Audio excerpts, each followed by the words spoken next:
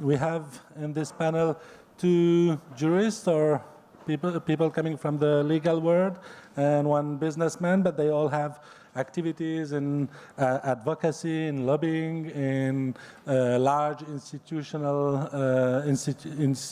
work, with having some experience in foundation, universities, etc. So I think it will be a very interesting discussion.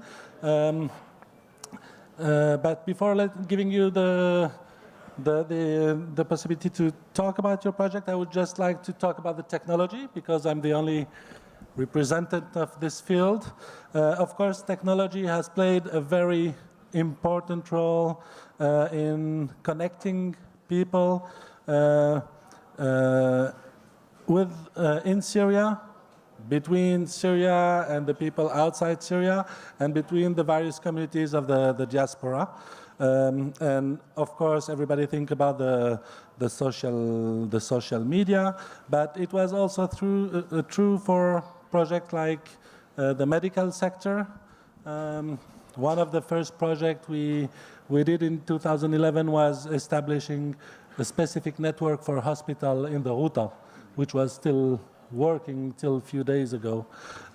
So this type of technological work allows to connect doctors from inside Syria with doctors from outside Syria, and technology has been used in many ways for surgery, remote surgery and other things. But now we are going more to talk about advocacy, lobbying, more maybe political aspect of this. But I would like to first let Mr. Sam Dalla talk about his experience with this large institution in Syria. We had a very nice hearing from you this morning, talking about these very large communities, which were not always capable of talking maybe between each other and have very different minds. So maybe you could start telling us a word about these intra-Syria communities, large intra-Syria communities.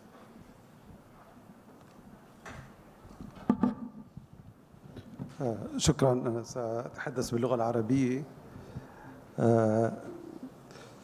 بداية أود أن أعرف عن نفسي قليلا، لأنه يدخل في إطار المناصرة التي أقوم بها، لأنه ما أقوم به من مناصرة إنجاز التعبير لم أستخدم هذا الأمر، لم يأتي إلى ذهني، قمت به بطريقة طبيعية دون البحث عن مصطلحات، ولكن طالما يستخدم المصطلح أجد أنه في هذا السياق.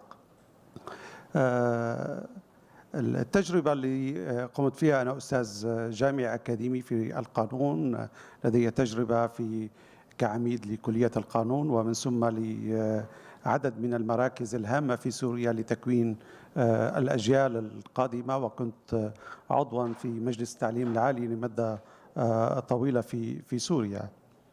يضاف إلى ذلك الظروف حكمت علي أن أساهم في صياغة عدد كبير من القوانين في سوريا قبل بداية الحراك في سوريا. لا أستخدم تعبير الثورة، ليس رفضا، وإنما لدي من الناحية المفاهيمية عدد من التحفظات. وأيضا كان لدي الصدفة أن أشارك في وضع دستور عام 2012، طالما تم الحديث عن الدساتير، بل كنت الناطق الرسمي باسم اللجنة، وبالتالي أنا من أمثل الصورة في هذا المجال. سأتحدث عن استخدامي للتجربة السابقة في عملية المناصرة بعد ذلك. كما تحدث البعض منذ قليل في الجلسات السابقة، المشكلة هو في الصوت السوري والصورة السورية. الصوت خافت إن لم يكن شبه انعدم في الفترة الأخيرة، والصورة تشوهت إلى حد كبير، ولكن الصورة تشوهت والصوت خفت في المجال الذي قمت فيه بعملية المناصرة.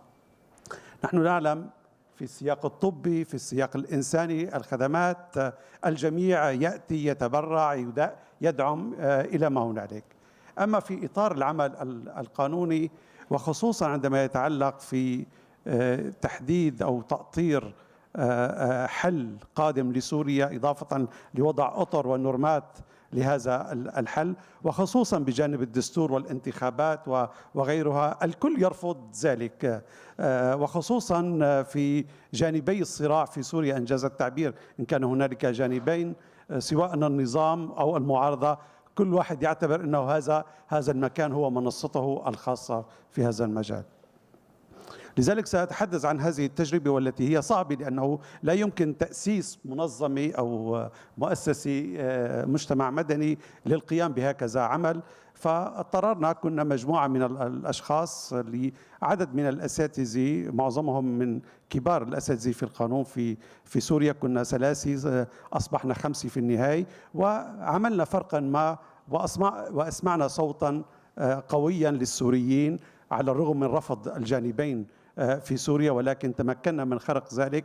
ويعلم الأستاذ جمال باعتباره يمثل إحدى الجهات، مع الاحترام لقدراته، ولكن الجهة التي يعمل بها يعلم ماذا نعاني في هذا الإطار. وكنا موجودين سواء في جنيف، سواء في عدد من الدول، في كل المجالات كان هنالك لجوء لنا نحن ال5 أشخاص، والذين كنا نقدم بطريقة أننا مجتمع مدني مع أننا لسنا مؤسسة عاملة في هذا المجال. أعددنا الكثير من الوثائق المتعلقة بالدستور، بالمحددات المتعلقة بالدستور، وانطلقنا من منطلق وطني بالتحديد، ليس من أي تحزب لأي من الطرفين. كيف يمكن على الصعيد الدستوري، كيف يمكن تجنب الاستبداد للمستقبل، كيف يمكن بناء دولة، ما هو طبيعة نظام الحكم، ما هو شكل الدولة، وخصوصا الطروحات التي تتعلق بالفيدرالية واللامركزية في هذا الإطار. يضاف إلى ذلك كيف إعادة سوريا إلى الحالة الطبيعية، وخصوصا من خلال دور الأجهزة الأمنية في سوريا. والقضية التي تشغل السوريين هي قضية العدالة، كيف نقيم نظاما قضائيا عادل في بلد كسوريا، لأنه نعلم أن أي دستور أو أي قانون لا قيمة له بحد ذاته. القيمة التي يعطى لها أي نص هو بآليات تطبيقه والامتثال لهذا الأمر. هناك التحدي الكبير الذي يتم الحديث عنه هو موضوع الانتخابات في سوريا، بغض النظر عن أي حل سوف يتم في سوريا مستقبلا. ونعلم أنه هو مصدر الشرعية أي عملية انتخابات، ونعلم أيضا أن هذا الأمر هناك الكثير من اللعب والإساءة والتشويه في هذا الملف، وخصوصا فيما يتعلق بالشتات ومنح الجنسيات وتسجيل من هم في الشتات، خصوصا في مناطق اللجوء، ضياع الوثائق. كل هذا الأمر هام جدا. فتم أيضا إنجاز عدد من الدراسات، وكنا نعتمد دائما على منصات مؤسساتية، وخصوصا من الأمم المتحدة أو إحدى الهيئات الدولية، لنقوم بهذه الدراسات أو بهذه الأعمال التي تجهز للوضع في سوريا. نراقب عن كسب كل ما يحدث في سوريا. أعطي على سبيل المثال ما يحدث أخيرا من صدور عدد من القوانين، هو ما سمي بالقانون رقم 10، واللي هو القانون السابق برقم 66. أذكر الأرقام لأنها تستخدم حاليا في الخطاب الرسمي في سوريا، والتي تقيم نموذج من ما ممكن البعض يعرفه، نموذج سوليدير في بيروت، ومن خلال مناطق عمرانية إعادة تأهيلها.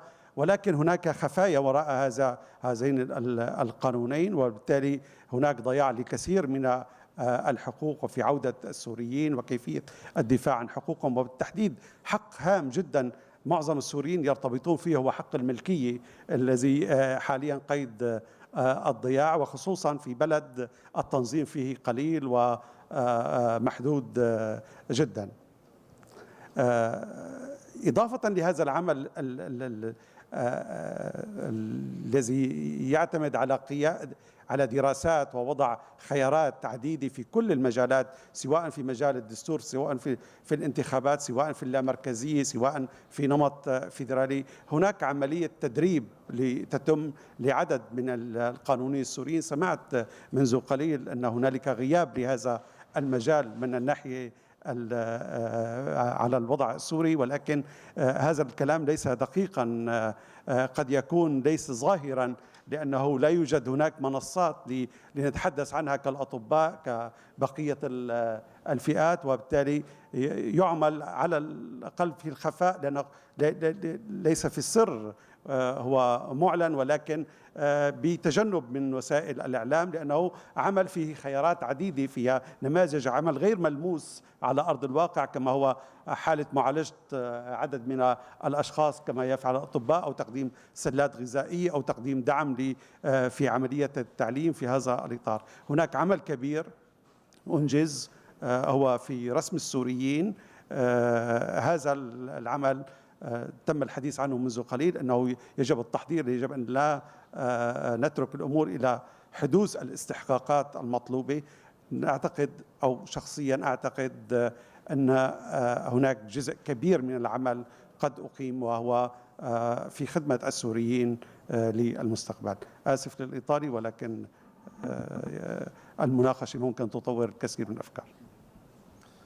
شكرا أستاذ. بركي نضل بالمجال القانوني. جمانة قدور. Thank you. I'm going to be speaking in English because it's much easier for me to explain myself in English. So thank you all for coming. I'm sitting here and I wear a couple of hats, so just to give a little bit of clarity, I'm the co-founder of a Syrian-American humanitarian organization called Syria Relief and Development. We work in the region, we have offices there, and we've distributed about $48 million worth of humanitarian aid. I then also serve on the executive committee for the American Relief Coalition for Syria, which is an umbrella group of 10 Syrian-American humanitarian organizations that came together in 2013 in order to better streamline the humanitarian work that was coming out of the United States. Just to give you a little bit, it's something I'm incredibly proud of, because it's something that, as many of you who've worked with Syrians know, is very hard to bring a lot of Syrians to come to the table and agree on specific goals, specific rules of conduct, etc. But together, our coalition has distributed $274 million worth of aid, and 124 million of that has been private donations alone. So the rest of it is, much of it is grants, but 124 million was individual donations that served $13.36 million. It's something that, I think there were a couple of comments made earlier today that I didn't necessarily agree with, but I understand where they come from. I personally, as like Dr. Sam, I'm a lawyer. I'm very interested in politics. My day job requires me to work in politics and in the US government. But that being said, I think at the end of the day, humanitarian work, especially in Syria, has become inherently political. You working in an area that is not provided for by the regime is technically illegal under the Syrian regime laws. And so it is something that you are always taking a risk at doing. And it was not necessarily very easy for our community to come together to decide how we were going to navigate this in the beginning. Before the Syrian revolution, when I was working in the private sector, I was defending charity organizations that were working in Iraq that were accused of sending strictly shoes and blankets to Iraq during the time of sanctions. And these people were thrown in jail for 60 years. Our job was to defend them, but they still are serving now 60-year sentences for that work. So when the Syrian revolution started, you had a community that was slightly paralyzed and had paranoia, rightfully so, because of what they had seen happen to Arab and Muslim organizations prior to the Arab Spring. More often than not, you're automatically assumed to be, doing work that may not be lawful in nature. And so I think one of the biggest challenges we had in the beginning, we started off, I think, more than 20 humanitarian organizations in the beginning. Now, since then, we've merged, we've come together. A lot of them some of them have disappeared. But it was to find the most legal way that we could operate. because we lived in the country with the most rigorous anti-terrorism laws, and so this was something that we really had to work very hard to overcome by creating, very professional institutions. And that's why it's something that I'm incredibly proud of, to see 10 Syrian American organizations that have provided, not only is the United States the most generous when it comes to humanitarian aid, and I'm not going to go into why, but at least I can give us that. But the Syrian American community has also been the most generous globally in terms of providing necessary aid to the communities inside of Syria. But building on this, like I said, I think it was said earlier that humanitarian work is often not enough. But what I've realized over time, that if our voice is not there as Syrians in a lot of these meetings, especially in meetings, with the Department of Defense, in the White House itself, and in the State Department, I'm saying with the Syrian humanitarian hat, oftentimes these decisions are made by INGOs that really, at the end of the day, their bread and butter is to keep their institutions going, and is to provide strictly aid, but it's not to look at conflicts necessarily holistically to move them into a transitionary phase. That's not their job. That's not why they were created. They will move on to other conflicts. Many of them have. They've moved on to Yemen. They've moved on to other areas. And we see really that pot of funding drastically reduced over time. And so I think navigating this has really, I've realized over time, and just for example, 2 days ago, we had Interaction, which is the largest coalition of humanitarian organizations in the United States, say, can you please tell us, we only have 2 members that are Syrian within our 134, I think, organization, institution, here to guide us on what we should do with these pending strikes. Like, how do Syrians feel about it? And it really took us a long time to get them here to think before, their automatic response was always, we're against any strikes, we're against airdrops, we're against, without really basing this solely on their previous experiences in other conflicts. But what our engagement holistically as a Syrian American community, but especially in the humanitarian sector, has shown them is that we will give you feedback, whether you like it or not, on every single action you take. So when the airdrop issue was being contemplated, we were incredibly vocal. And I think it was the first time they had a diaspora community that was that vocal about every single movement that they were taking when it came to them contemplating humanitarian solutions. And so I think we've even challenged, as a diaspora community, the INGO community to say, no, what you're doing is not enough. No, we're not going to applaud you because this is something that you've done before or because you have these basic outlines. And that's something that I think has been incredibly important, and we need to keep sustaining this, because I think what our goal is to move this from immediate relief to development. And we've tried, and a lot of our organizations here have done this. We've invested in the education sector, we've invested in psychosocial support, we've invested in creating jobs, etc., but obviously to a limited extent because you have the continuous bombing. And so I think continuing to put pressure into the development phase is going to be a very critical part of our next phase. And I think all of us involved here are ready and prepared to continue that pressure. And then on the US side, we have had the refugee debate, especially because our president was so vocal about denying refugees the ability to come to the United States, even though the amount of refugees we took was very minimal globally compared to everyone else, has really enabled us to reach a different audience, and that's the far left, which in the United States has unfortunately really been one of our, I don't want to say, maybe frenemies, to use Ruba's word. I mean, they've cared about Syria, but really to a very limited extent, and in many ways have stood against us when it has come to finding durable and lasting solutions. So I think we've tried through our various hats as creative professionals. Those of us who've worked in the humanitarian space have used that experience. And like Dr. Reem said, she started off in the humanitarian space. She's then used that experience to translate it to other areas. And so we're trying to use that to build bridges and coalitions in sort of unlikely places. So I'll stop right there so that Ustaz Sohaib can speak. And yes.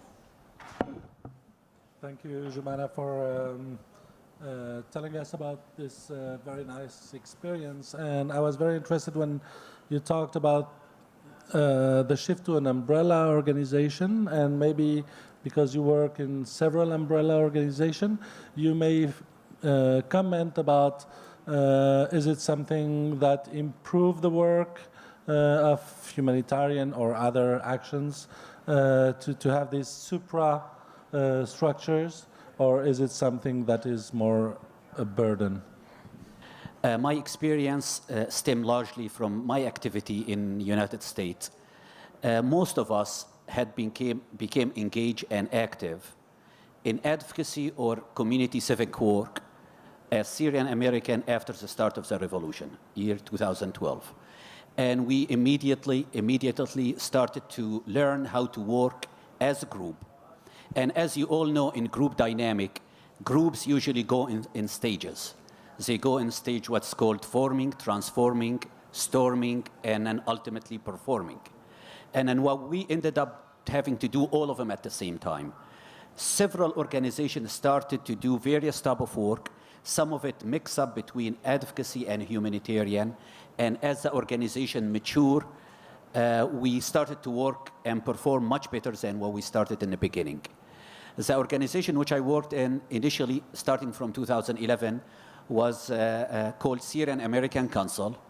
And from the beginning, we wanted to make sure we would find tools and ways to bring the Syrian American community to contribute in different means to help Syria, whether it's humanitarian or having to bring talent or bring expertise or bring funding, not just advocacy to the US government, but any form of work which can achieve results which ultimately will help Syria. And what was very evident is that because socially and because the way most of us have been grown up, it's very difficult for us to work on an organization which had just established. And also, we did not know each other. I am meeting a lot of you now, and we went through a stage where Syrians did not know other Syrians. We had to make all of those changes really quickly. In the beginning, of course, there was a tremendous amount of conflict. And as the community matured, the emotional drive was set aside, and more people start becoming more involved and more participating based on what value can I add to the group. So in the Syrian American community right now, in the United States, there are several organizations, political action committees, and different legal organizations established in the US with the intent of giving a voice to the Syrian people for decision maker in Washington, D.C. And the issue is not just political advocacy, because if we are not on the table presenting our point of view, we ultimately going to be a meal on the table for people to divide us up. So we made, as a community, as a Syrian American community, we made tremendous effort, and we hope that we could engage the international diaspora in Europe and in other places, so we could collectively do more. As an example, for the technology work which we had attempted to do with limited success, initially we wanted to create a network of professionals, say engineers, lawyers, IT individuals, various other individuals, so we could work on mutual projects. And we attempted to do this as a group within LinkedIn or through Facebook groups. And we had limited success in that system. But at least we assembled it. We created about 200, 300 names. To give you a perspective of it's an effort which was at points frustrating, but also at certain points we were successful. We develop as the community become more engaged, larger databases of individuals who are willing to participate. As an example, the Syrian American community, Syrian American roughly are 300,000 out of a nation of 340 million. So we are a small percentage of the American community. Out of that 300,000, at least we should have 5,000 people who are actively engaged in civic work. However, as a community, we're very skeptic, and our community is very worried about being engaged. And even 8 years after the revolution, we still have a lot of resistance about being engaged at any level. The biggest challenge which we found is that there is no clarity as to what is the individual value when you are engaged in civic work. In my view, in our view, it can be summarized in 2 words: give and take. And when someone is engaged in civic work, it's all about give. Because once there is give and take, you are now a merchant. You're not a civic servant or an individual who are going to contribute. If it's take, then you are a thief. So our community had been very skeptics in terms of how institution can work.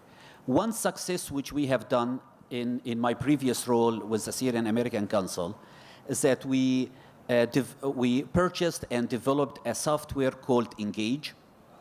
And the software basically allow us to be able to engage community in large. And so if there is a way to contact our representative, congressman, or Senate, or the White House, we can engage the community through digital means. And it has so far been successful, but our main challenge, our most difficult challenge is for essentially 2 key challenges. One, for organization to work seamlessly, either merge or work seamlessly as one group. And challenge number 2 is for organization to demonstrate value for people to be willing to participate. Our community, after 8 years of war, had started losing hope. And actually, in the darkest time, which is the time which we are going in right now, it's a time for our organization and any leadership which we have to find solution or find way to bring hope for a collective work. And that's all what I have. Thank you, Sohaib. Any question in the room? Okay, I have a question about your software, Engage. Can you tell us, you said it was relatively successful. Can you give us some insights about it? As you know, how politician and how political party engage their voters in the West and in the US, it's becoming extremely advanced. And they have very sophisticated software which can tell you who is Democrat, who is Republican, what you voted for, how much you contributed, what's your influence, where you've been. And in that case, you could basically use those digital tools to find out talent, to find out resources, to tune your message so you could send the right message to the right individual. So in that case, if there is a group which are only interested in humanitarian work, you could tailor your message only to those groups. If there is an individual who is interested in political work, then you could tailor your message to that group specifically. So now there is those sophisticated software which basically sort of an elaborated database which have all of the query which you have in those databases. And then it's integrated with Twitter, Facebook, emails. And basically you would send a message to an individual and they just need to print one word or just type yes and automatically send a message or a letter to the congressman or to the senator. And also it allows you to basically participate in an event or participate in fundraising event or any other events. It's a tool which now every major political party in Europe and the US is constantly using, you know, and it's about time for us as a Syrian American community to be able to use it. Now, in the US, it's used specifically to target congressmen and senators and the White House and to engage community, but it can be expanded internationally. So we still have a few minutes. I have one more question to both of you because you both work in these superstructures. So you worked very early in 2011 or 12 with SAC, but maybe you worked later on, also early. What were the challenges to make it work, except the difficulty for Syrians to work in group? Everybody knows that, which is not totally true, I think. There are some cultural things about it, but it can be solved. But what are the other challenges? I think the biggest difficulties is there is a tendency to concentrate on what makes us different and a tendency to ignore the large space which make us similar. So there is that tendency on focusing on the 5% which we are different about, and then ignoring or not putting enough attention to what we agree upon, which is maybe 95%. And it's not just cultural, it's also the type of leadership and the type of personality which rise up to the top. So usually if you have a right individuals who are committed to come up with solution and provide value, then ultimately you will be able to come up with solutions. So just to clarify, my Syria Relief and Development, the organization we started in 2011, but at this time, I also was a lawyer working with actually more advocacy organizations, and we were trying to, under the Foreign Alien Tort Claims Act, we were trying to seize the assets of the Assad regime and people close to him in the United States. So actually the first year and a half before the US Embassy pulled out of Syria, there was still a way to do due process work, etc. So the focus of the community at the time, while we still had a US Embassy, also was a little bit different because there was still some relationship between the United States and Syria. So that shaped part of the work. But I think one of the biggest challenges was creating really institutionalized professional organizations that were law-abiding. Like I said, because the community was incredibly generous and very excited about assisting, but you had to find ways that they could all do it in a professional and legal manner. And this was something from the donors to the organizers that they had concerns with. So I think the first 2 years we did that. Plus, there was a lot of mini Bashar al-Assads, to be honest, like in every place, everyone wanted to lead. And it was really hard because very few people had experience leading, but they had the intention and the excitement. So it was really figuring out where everyone was best suited so as to do everything in a lawful and professional manner. Any question in the room? How do you think the European diaspora, like Syrian diaspora in Europe, can learn from the Syrian diaspora in the US, considering what hindrance do you think there is in front of them so that they can consolidate and change perhaps public policy for their welfare? Yeah, I want to hear your thoughts about that, please. I think that's one thing that the communities, they have to figure out themselves, but also I have to say, I think we have the highest number of Syrians in the United States, and most of them were educated because of the way immigration patterns were in the 80s, but even before actually, because I was reading about the 1923 the Great Syrian Revolt. And at the time when you had, also with the French, Istiqlal, from the French, you also had the Syrian, at the time it was Syrian Lebanese, they were incredibly vocal and organized and relatively wealthy compared to other diasporas, so they were able to organize succinctly at the time. And I think the Syrian diaspora in the United States, the majority of them, not all, but the majority of them are either very well-to-do businessmen, doctors, or engineers, and to a lesser extent lawyers. There aren't as many of us, but many of them come from a very educated population that have at times interacted with their congressmen for other reasons. Many of them do vote. They're active in civic, engagement, etc. So I think for our community and the way that American nature is, we are a country of immigrants, and that's something that, despite the policies that you see today, it's something that is, even my parents who speak with a very thick dialect have been voting since the day that they became naturalized citizens. It's something that is very much encouraged. And so that's something that I think is just part of the American spirit. And so, yeah, I think that translated a lot into our actions, but I don't want to, put down the European efforts. Obviously, many of my friends are doing good work there, but we've just been more engaged in that way, I think, for quite some time. So sorry if this isn't a good answer. Any other question? So very short, last one.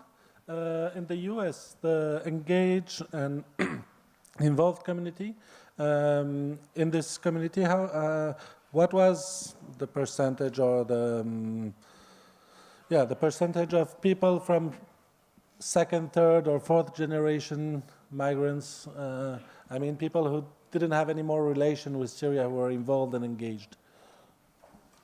Yeah, actually, there is clear different dynamic.